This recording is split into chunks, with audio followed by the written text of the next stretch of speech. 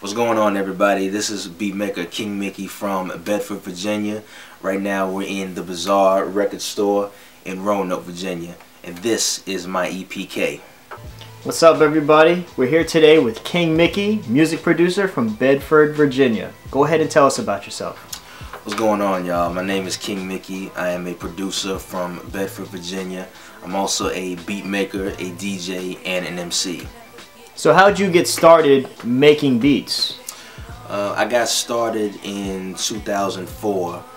I saw an ad in a XXL magazine that was basically talking about how beats can be made without using MPCs and things like that. It was a website called Beaterator that was developed by Rockstar Games, and I found out about that and I started making beats on that using my grandmother's computer, which is, the beats were terrible, but that's my start in making music. So as you mentioned earlier, there's a lot of different ways to make beats and to make music, period.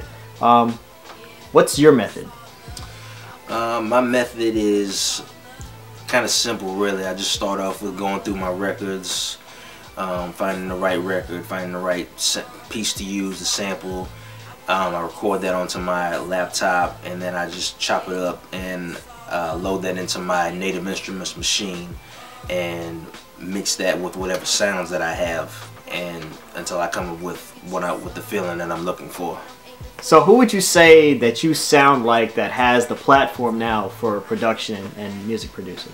Who do I sound like? Besides myself? I don't know, man. That's a tough one to answer, but who I got my inspiration from, I could say definitely Ninth Wonder, Dilla, rest in peace. You know, Detroit, what up? Madlib from LA, and Flying Lotus as well. I'd probably say Ninth was probably the biggest inspiration, just because I learned how to make music because of him. Because before I started using what I was using in the beginning, I thought you had to have thousands of dollars for beat machines and ASR-10s and MPCs and SP-1200s and blah blah blah blah blah. So Ninth was basically the one that showed me, well, him and the whole Justus League crew basically showed me, you know, you can make a whole album right in your house, which is what they did with the listening, and that basically put the battery in my back. It's like, okay, I don't have to overspend for this and for that to make music. I could just do it, you know, like I said earlier, like I did in my grandmother's house. So King Mickey, that's an interesting name, and a lot of producers and rappers, they have interesting names. Some not so interesting, but how did you get the name King Mickey? Well, for a long time my name was just my nickname growing up was Mickey Mouse, which I got from my grandmother, because she gave me that name when I was 3 or 4 years old, because I had an obsession with Mickey Mouse. Cartoons, books, all that stuff. My mom took me to Disneyland when I was 6 years old, and it gave me a heart attack. And so that name's kind of stuck with me, because over time she started calling me Mickey, and then other people would hear it and they would start calling me that too. When I got into music, though, I didn't have a name until I started making music in 2004, but I didn't come up with a name until 2006. And so I originally started off as Young, just to have something to add on to it, but the King part came from the video game Kingdom Hearts, in which Mickey Mouse happens to be the king. He happens to be the mysterious character, but also everybody knows who he is, and I just figured to change that, so I changed it from Young to King, and that's how I got the name that I have now. So talk to me about, you talked about your influences already, so who or what are some dream collaborations that you love to do in the future? Ooh, I have a lot of dream collaborations. I could go on for hours and hours about that, but one producer-wise, a dream collaboration I would love to do a collaboration with Flying Lotus, just because his music is just experimental. It's just incredible. And he's worked with other producers before, like Sam I Am and Thundercat and guys like that. And I think that would be amazing to do something with him. And artist-wise, it's really two artists that I always want to work with. And there's a bunch of artists I always want to work with, but two of them, I would say Rhapsody and Jean Grae. I would love to do records with them. They're my favorite rappers right now, so I would love to do something with them. So who are some artists that you've worked with and or are currently working with right now? A lot of the artists that I've worked with in the beginning, I'm still working with right now. Obviously, Mars and Microwave. They were the beginning. The only reason you even see me on this camera right now. Who else have I worked with? Dominique LaRue, dope rapper from Ohio. Henny B and Chris Cap from Chicago. I worked with working with Grams and Prophecy from Brooklyn, from the For Fun team. Working with D Will from Kansas City, dope producer, dope rapper as well. My man Ace Dizzy Flow from North Carolina, dope producer, pissing me off with them beats, man. It's gonna have to stop. Yeah, man, that's pretty much it. So you talked about who you don't sound like. So go ahead and describe your style to us. Let the people know what to expect when they listen to a King Mickey beat.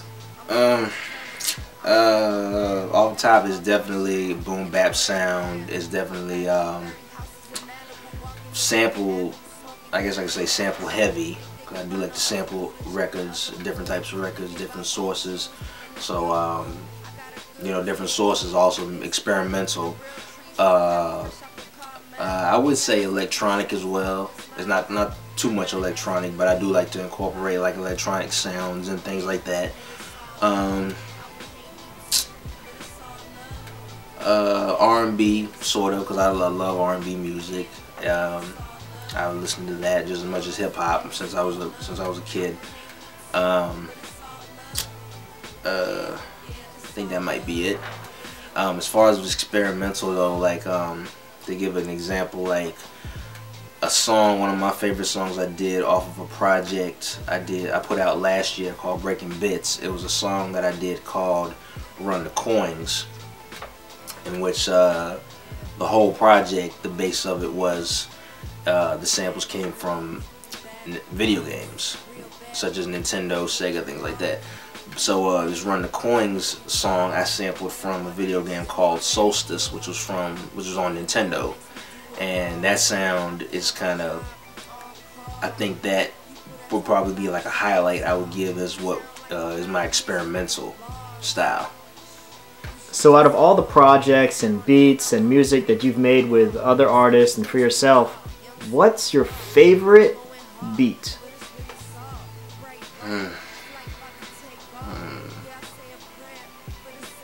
Can we come back to that one? No, I'm kidding. Favorite beat. I think I have two favorite beats. Instantly think about that. I have two favorite beats. One would be this beat called, would be a song that I did with Henny B called Rainmaker, which is one of my favorite beats ever. And the other would be, I would say Flourish is my other favorite beat as well, because that's my 80s influence when I listened to that beat. When I made it, that was my 80s influence, which is the whole point.